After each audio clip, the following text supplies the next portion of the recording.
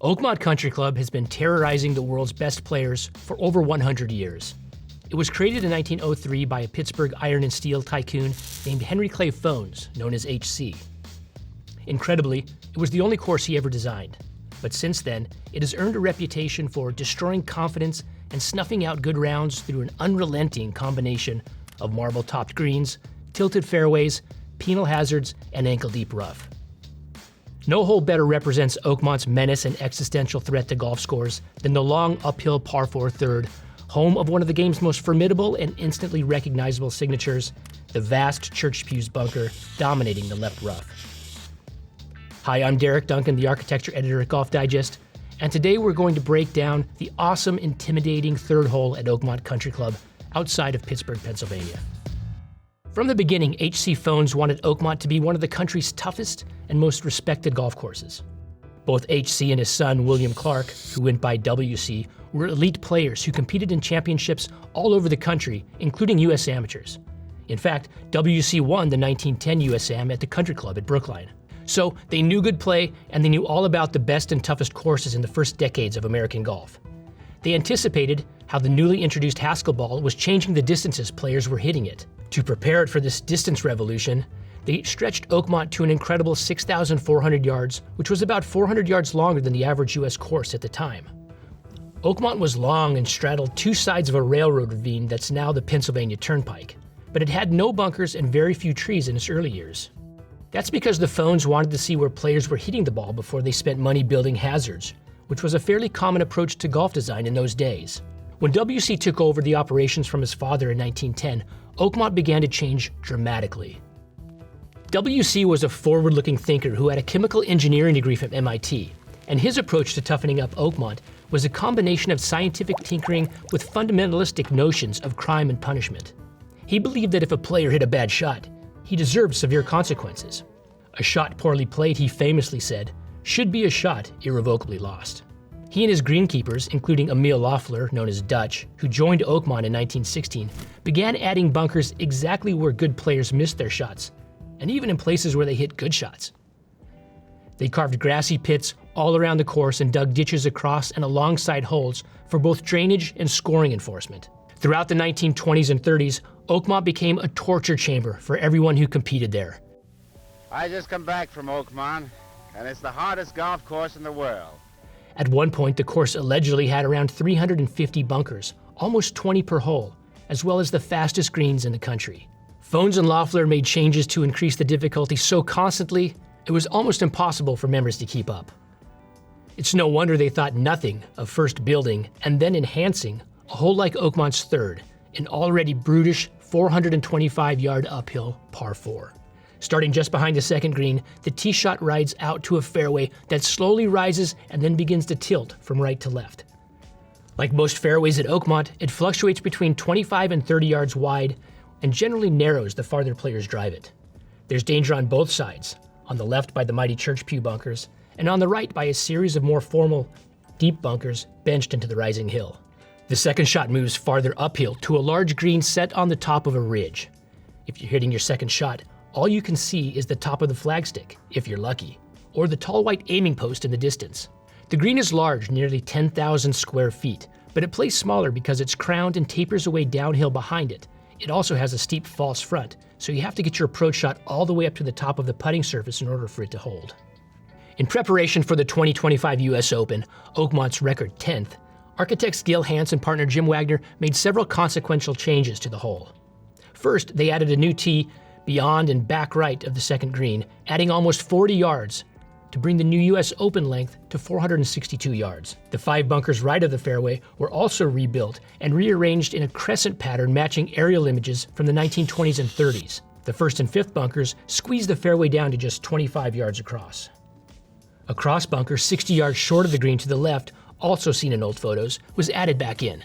This is a looming nuisance for layup shots coming out of the bunkers. Hanse and Wagner actually remodeled all the holes at Oakmont. They rebuilt, shifted, and reoriented every bunker, bringing down the total number from 175 to 168. That's nowhere near the 300 plus from Oakmont's heyday, but it's still an enormous amount of sand for any golf course. Their main goal was to reestablish the way the green pads were structured during the Fownes era between 1903 and 1946. Their work included extending and sharpening the corners of each putting surface so they dropped down more directly into the bunkers. The expansions created new perimeter hole locations, adding about 15% more pinnable space overall. The green at the third also became larger as the corners were pushed out closer to the surrounding hazards and fall-offs. Some people think that making greens larger makes courses easier. That's somewhat true for higher handicap players who could use as much surface area as possible, but for better players, it actually reduces the amount of area that you can hit your shot. If this was an existing green, you might be able to put a hole location right here, which is pretty tight. But a good player can hit to the center and then have maybe a 15-20 foot putt to the hole. When you enlarge greens, it enables you to push them out closer to the hazards, bunkers, fall-offs. Now you can put a pin here. So good players have to be more precise because they're hitting to a smaller target area. If they play to the middle of the green, now they have a longer putt. This could be 10 feet longer perhaps, which drastically decreases their make percentage. Before the 2007 US Open, the fall-off behind the third green was converted to short grass. That low, closely mown area always felt out of place at Oakmont. It was the only green surrounded by fairway cut. Today that area is once again deep rough, so balls will no longer trundle 30 feet down the slope. Playing from the rough just off the back of the green usually makes it slightly easier for better players. More on that in a minute. Then we have the famous Church Pews bunker, where Hansen Wagner added a new pew to extend the length of the hazard to 108 yards from tip to tail. At this point, we have to take a closer look at the Church Pews. Though the bunker is now one of the most feared and famous hazards in golf, it didn't exist until more than 30 years after Oakmont opened. Previously in this same spot, Fownes and Loeffler had built 7 slender individual bunkers known as the snake mounds for their long, slithery shapes. They were very similar to the parallel rows of bunkers that still lined the left side of Pine Valley's second hole. Prior to the 1935 Open, the snake mounds were connected by adding channels of sand around the perimeter to create one large contiguous bunker with 7 grass berms inside that resembled benches, or rows of pews. The name Church Pews, however, didn't come till later. No one knows exactly who came up with the moniker. It doesn't seem to appear anywhere before 1962, when it was used in the club's press release prior to the Open that year. It also shows up in Sports Illustrated's June Open preview, although the writer, Alfred Wright, used the term in quotations as if signaling it was a common nickname. Wherever it came from, the Church Pews have only grown in infamy and in size. The club added an 8th pew before the 1969 US Amateur, won by Steve Melnick, and it remained that way until 2005.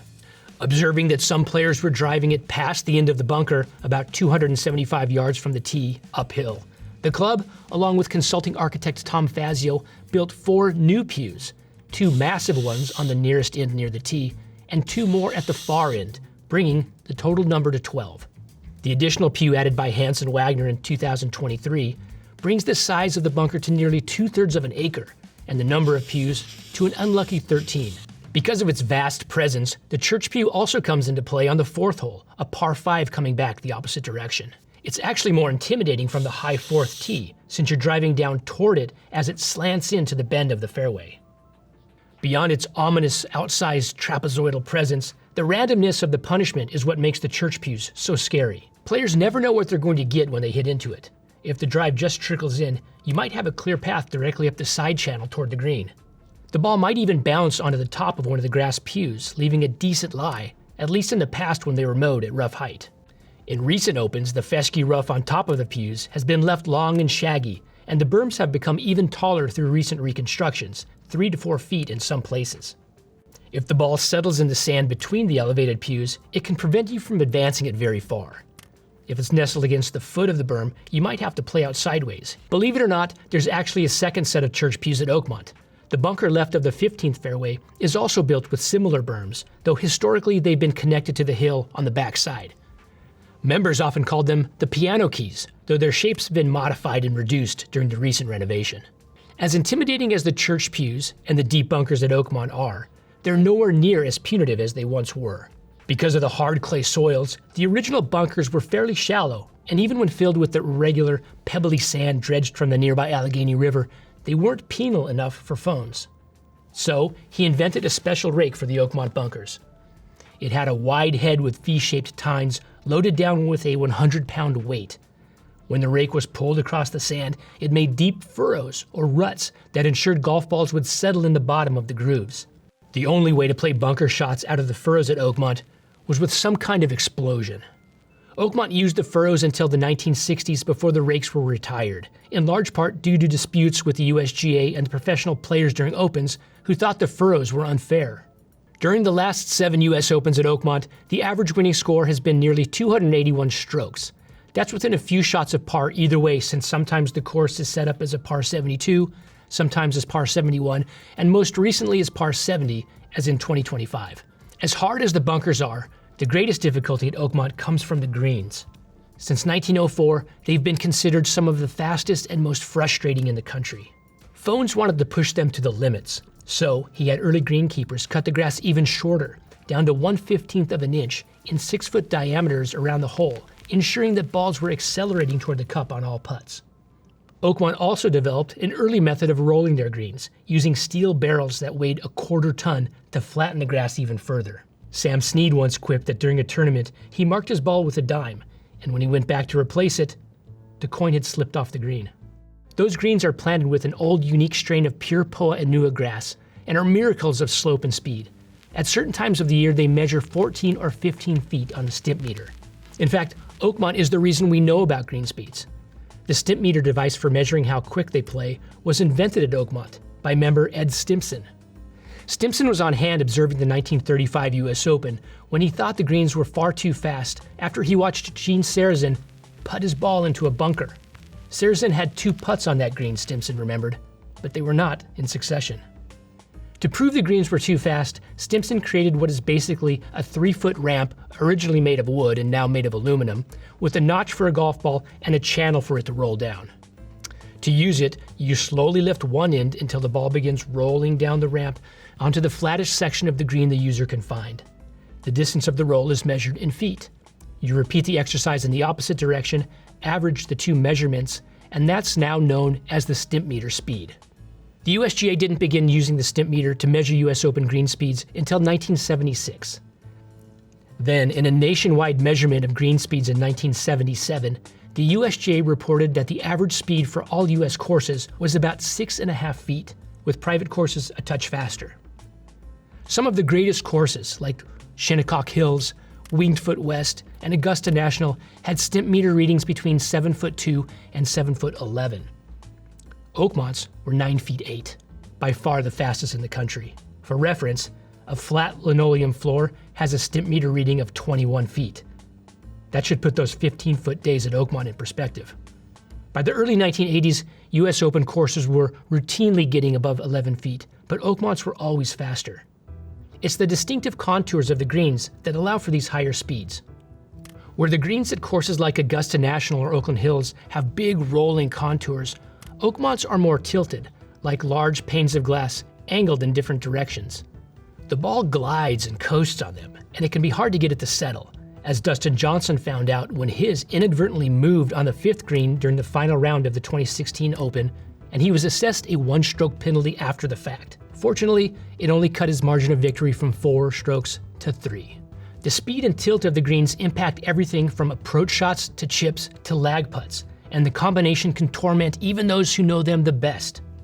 In the 1962 Open, Arnold Palmer, who grew up 35 miles away and had played Oakmont countless times, had 10 3-putts. This includes 3 in the playoff with Jack Nicklaus, which he lost by 3 strokes. The ridgetop green at the 3rd is not as tilted or as severe as some others, but hole locations around the perimeter can be treacherous. The hole possesses all of Oakmont's issues and obstacles, as well as some that are uniquely its own. Members know to be conscious of the alignment of the tee box. It's aimed directly at the 5 bunkers right of the fairway. Many people think that being in those bunkers is worse than being in the Church Pews. They're incredibly deep, and there's little chance for amateurs to do anything more than wedge out. So, golfers who are afraid of the Church Pews often leave themselves in a worse position by favoring the right side of the 3rd. Unfortunately, the best place to approach the green is from the left side of the fairways, right alongside the Church Pews. The ground is relatively flat there, and more of the green and flagstick are visible. But to get to that position, you have to challenge the bunker. As a result, most golfers just try to drive down the middle, leaving a severely uphill second where only the top of the flag can be seen. If that shot is not hit solidly, it's going to come rolling back down the fairway off that big false front. If it's knuckled over the green, it tumbles into the rough, leaving a tricky uphill pitch shot, probably from a bad lie. Tiger Woods would have actually preferred that result in the final round of the 2007 US Open. Tied for the lead from the middle of the fairway, he misjudged his blind approach and his ball sailed through the green all the way down to the bottom of the collection area. That left him facing a 50-foot pitch back up to a green sitting well above him. He hit that shot too firmly and the ball rolled past the hole and onto the fringe. From there it took him 3 more strokes to get down, and he walked off the third with a 6, suddenly looking up at the scoreboard at 3 other players. Normally you'd be relieved to get a hole as hard as the third over with early in the round, but at Oakmont, big numbers are never easy to overcome, no matter when they occur. Bogey and doubles have a way of sticking, and they follow around players like ghosts. Even though Tiger righted the ship and played even par the rest of the way, it wasn't enough. In the end, he lost to Angel Cabrera by a single shot. The third hole does everything that Fownes wanted a hole to do. It gives no profound advantage to good shots, and absolutely can massacre poor ones. That was Tiger's fate in 2007. His poor shots on number 3 were, in fact, irrevocably lost. And that's just the way the Fownes wanted it.